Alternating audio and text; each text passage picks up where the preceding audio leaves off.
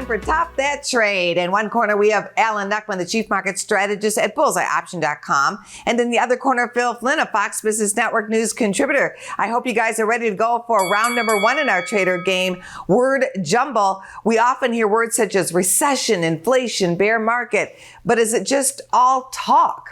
As a trader, there's only one word. I guess it's two words: making money. That's it. I don't care if we're dovish, hawkish, recession, bull, bear. It's about making money. The markets aren't good or bad. They just are. We use it as an opportunity. There's always opportunity to make money. But it is interesting that people are finally starting to come around a little bit now. The S&P is getting close to 10%, just 10% off the all-time top.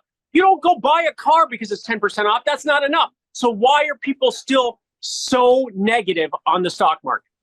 It's only words, and words are all I have to make me feel this way. What are you talking about? Words do matter, maybe not for the long term, but in the short term, they do matter in the market.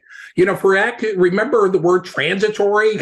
That word mattered. It mattered so much the Fed had to change the definition of the word. And words matter more, at least in short-term trading, because of algorithms. There are actual algorithms that scold the news headlines that look for words, and they don't even read the story. If the word looks bearish or bullish in the headline, it can impact the market on the short term. But you're right. Don't get fooled by words. Look at the big picture as an investor, and if you rely too much on the headline of the moment, the old saying is, if you rely on headlines, you're going to end up selling newspapers.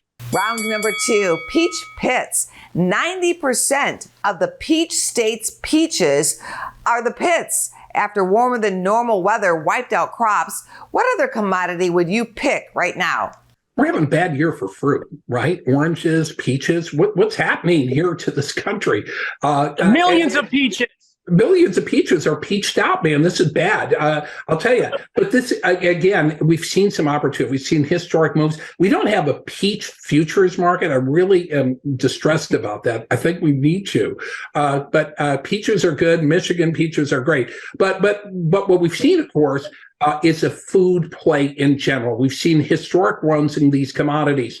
We've seen it in orange juice. We may see it in grains this year. Right now, grains have been relatively subdued, but we have some very challenging weather coming across the tape over the next couple of weeks. A lot of hot weather, a lot of dry. If the market determines it's going to be too dry, we could see a big move up, and we're going to see very tight supplies of food across the board. NOAA says we're set up here very much like we were in 2012 as far as the drought conditions. That was a big year for the grains. We will have to see. My play is still long term UNG. If we're really hot, electricity is going to be the game for the summer, and that's where natural gas is going to come in. And everybody's been negative natural gas. The charts look terrible. That's usually the time that things turn. Round number three, AI pop. Coca-Cola is going super artificial intelligence by creating a pop flavor that tastes like the online video game League of Legends. Would you buy into this trendy tech or fizzle that trade? Looking at Coke has been between 60 and 65. It's down to the 60 level. A breakout to the upside target 70.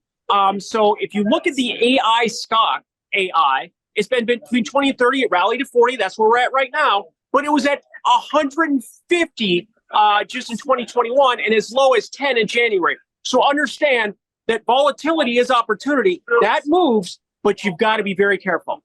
Yeah, and this goes back to the AI thing. It is going to change everything. You know, things that we're taking today for granted with the internet, online shopping, you know, people had no concept of a few years ago. But I think AI is going to change a lot of things. Not only Coke, but just about every facet of every product that we're going to buy is going to be influenced by artificial intelligence. Let's take it to the bonus round question for today. Wall Street is heading to the Hamptons for this summer. What's the average record new high price of a Hamptons home? Is it $4 million, $3.1 million, or $2.5 million? Average, I would go 3.1. I'll go in the middle. I'm going in the middle because Angie gave us a high one the last couple of times. Oh, you both are absolutely right. You're on a winning streak. Great job, guys. Business First AM continues right after this. Go to businessfirstam.com for where to see our show on TV.